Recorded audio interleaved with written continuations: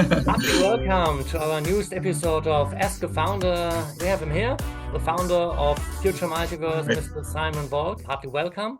We have a new Thank question you. from our community. I want to know some practical examples of why existing customers have chosen the Future Multiverse as a partner.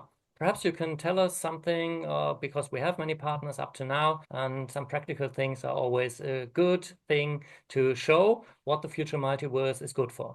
Thank you, Simon. Excellent. Thank you so much, Stefan, for the question for our today's interview. Very practically speaking, we have really amazing partnerships already that we have created over the last in a very relatively short period of time. Because when we're looking at how long technology in general has already developed, we're now at the very interesting breakthrough point, how fast technology is developing in the whole world. And we have met Dr. Farzam Kamalabadi in May 2022. Very practically speaking, we have created very powerful corporations and partnerships within a very short period of time because we have finished our technology and have created amazing showcases of very diverse use cases of how our platform and technology can be used for, applied for. And then within a super short period of time, when you look at it, when we announced that we are going to go public, we're going to do our public launch. And we're going to do this, though, in a systematic way, onboarding our VIP community first, then doing our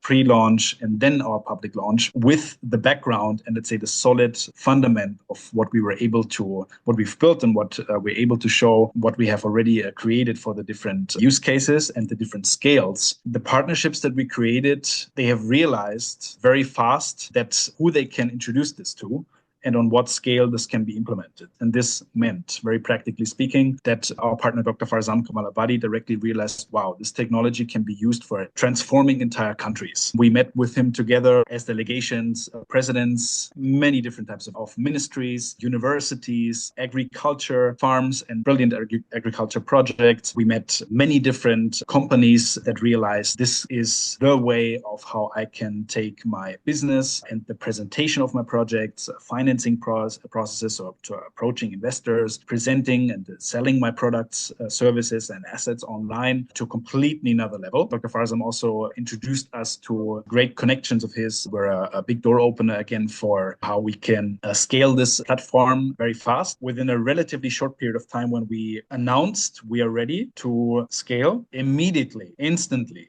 we were connected with the right partners who, again, have the right connections to introduce this platform to governments, major institutions, financial institutions, as I mentioned, ministries, organizations, chambers of commerces, projects of different scales, companies of different scales, private, public companies, and also agencies who realize, wow, this is the entire next level of economy and value creation. You say transforming a country. So why does a country decides to be part of the Future Multiverse to say, okay, we want to transform? What does it mean? Just to say practical. I say, Sure. if you have an African country and they say, okay, we want to proceed, we want to be better, we want to have more money, we want to have more people that are confident with us. How does this transforming can be done by Future Multiverse? Thank you for the question. This means that we can digitize by satellite data the entire nation. We can put in a hyper-realistic way the entire country online. We can make it accessible for millions of people. Presidents or future presidents can show their vision for their country. This is happening right now. I'll give a practical example in just a moment. And they can make it accessible for their whole population, for the youth. They can make it accessible for companies to present their projects, their products, their services, their assets in a virtual way, in a 3D way, to local, national, potential investors, potential clients through the internet from any device. They can present it also to international audiences of governments or private investors or clients. And this can be used for education. This can be used for universities, for schools to make education a lot more innovative, exciting, and effective, efficient. This can be used for meetings in different ways. So you can presidents can invite other presidents to their office without having to travel there, without, let's say, substantial security risks. Within a minute, They can join through in virtual reality through an invite link into their office, and they can have a one-on-one VR hyper-realistic conversation like they're sitting in front of each other. So where usually there's a lot of effort involved, time involved, resources involved, security measurements involved, etc. This can be many problems can be solved with this technology, and this can be used for transforming a country. When you look at the administration, the paperwork, the time, let's just stick with the time that sometimes processes take to be resolved. The organization involved with things is enormous. Now, if you can shorten the amount of time that it takes to solve a problem, whatever kind, that has a huge value. If it takes less money for a country to resolve a small problem or a big problem through communications, through connecting the right involved parties with each other for the right flow of communication, or whether it's, let's say, financing for a certain project that is known for being the solution for a certain problem, or simply for increasing the economy of a country. Then what we have now as a tool is such let's make one example for virtual tourism. Many countries, they live from their tourism. They have a lot of economic income from the tourism they have within their country. Now imagine you can multiply that tourism income by making your country, your touristic sites you're known for, your historic culture, whatsoever, accessible to 10 times more, 100 times more people within 1 year, for example, because people can come join your country tours basically, and also meet their friends, meet family, etc., or to experience projects or visiting the country in different ways. Then this is potentially a huge additional also economic benefit for that country. I'll just make one example. For example, Botswana. Botswana has 2.5 million people, the entire country, but a massive part of that country is, for example, is agriculture. It's desert, it's farmland, it's many safari land. Let's take exhibitions, for example. So if you want to present, for example, the different companies that you have in a country to the world, and you want to invite investors,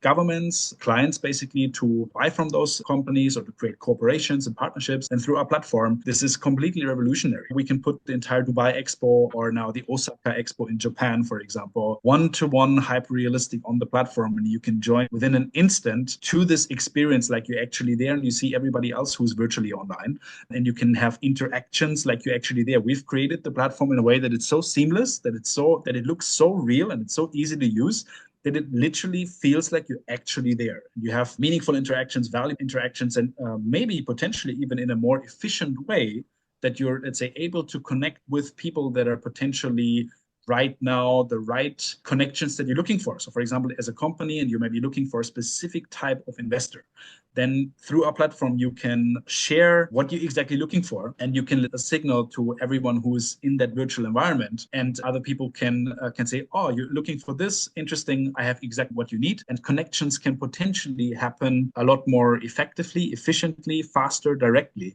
So there's many ways of how this platform can serve an entire country, a nation to grow, but also it can create more value for the nation, especially to stay ahead of time, to stay future proof, to not stay behind and potentially suffer in different ways, although potentially the solutions in many ways are already there, potentially the right technological solutions that you're looking for. For example, imagine an African country has plastic pollution problems. And there is a technology already available that could solve that in an easy way, and potentially an investor available, potentially even from the same country, that would say, yes, I would love to invest and, let's say, finance this project to help this nation. But simply the different parts haven't been connected yet. We have partners from Such an Switzerland example. who do Correct. pollution solutions. So things like this we have in the Future Multiverse already. And you mentioned as Correct. well some situations I want to talk about. You said, Sure. okay, if there is tourism, there are different points. The country can have more visitors and they can Yeah. earn money if the people go to the Future Multiverse, visit the country, as for example, Yeah. Botswana. They can take a daily pass, say, okay, I pay $10 to visit Botswana. These $10 go to Botswana. Correct. And the visitors, they do not have to go to a plane, can see Botswana hyper realistic 3D.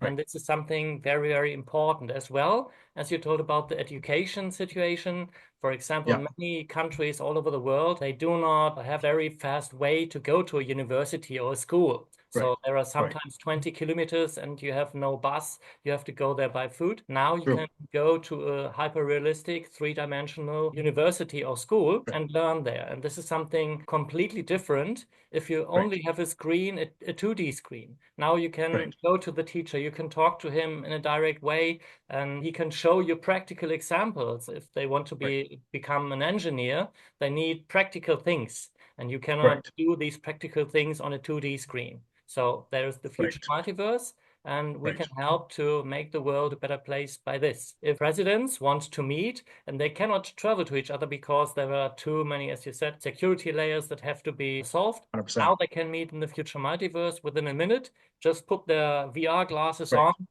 and they can meet, Correct. they can talk directly without anyone else watching them, without any protocol or things like that. So Correct. You can bring all the presidents technically in the world into one room together without security issues, and several major problems through that can be resolved through that. Let's go quickly back to the education factor. For example, there is, if you look at the world has developed in so many different ways over the last 100 years, but the education systems worldwide have is one of the points that have stayed the same in many ways, has been very conservative. Also, the way of how is educated, let's say not just the content, but let's say the way of how is educated. Just imagine they do maybe, let's just take in Germany, for example, they have one time a year, they do a class tour to, for example, a museum or to do a certain activity as a class, for example. Now, imagine you could have, let's take the German Deutsche Museum, for example, German museum, where you have enormous amounts of historical artifacts and history material of different kinds, or technological projects or breakthroughs that are presented there, or let's say technologies in general,